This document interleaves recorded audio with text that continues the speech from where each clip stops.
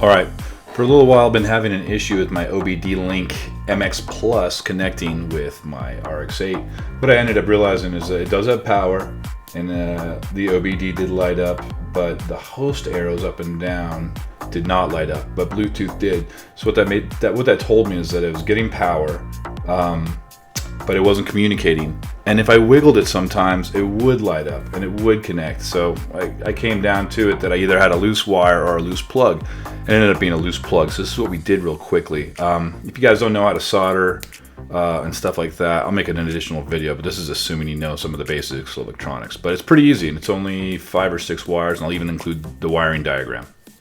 So, like many people having OBD2 problems, and it being intermittently working, what we did is we bought one. I'll put the Amazon link on my video so that you can get your own.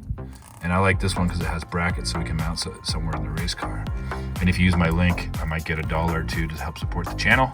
Another nice thing is that we just cut the old one off and then we just spliced these wires. Well, Thomas did, and he soldered them, and then he used a little bit of shrink wrap over here and made a beautiful job. And now we're just gonna mount it up here so that it'll work. And we already tested it and it works great. And where's the old one? Did that by you? Yeah, these old ones, this is the old one that was originally in there. It doesn't normally look like this for you guys because you have your interior still in. But yeah, it was a little corroded, probably because water got in the race car. It's probably not that's fault, but all of these wires and pins back here were very loose. And so Thomas used his doctor hands and doctored it up. And now we are good to go. Thomas, did I miss anything?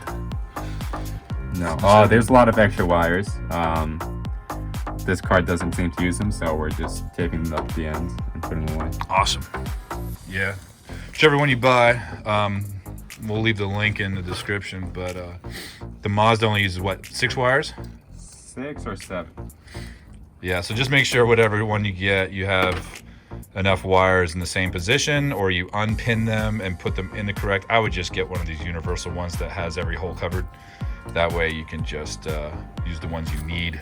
Make sure you take a photo first of where they are original, or you can just look up the wiring diagram. But I hope this helps all you guys that have OBD2 problems working intermittently on the Mazda RX8 or any of them, because this would work on just about any vehicle that uses OBD2 where the connection doesn't work very well anymore. Guys, don't forget to like, follow, subscribe, and have any comments that help the channel or suggestions that you guys have. All that stuff helps the algorithm, and I do appreciate it. You know that. Look good. YouTube!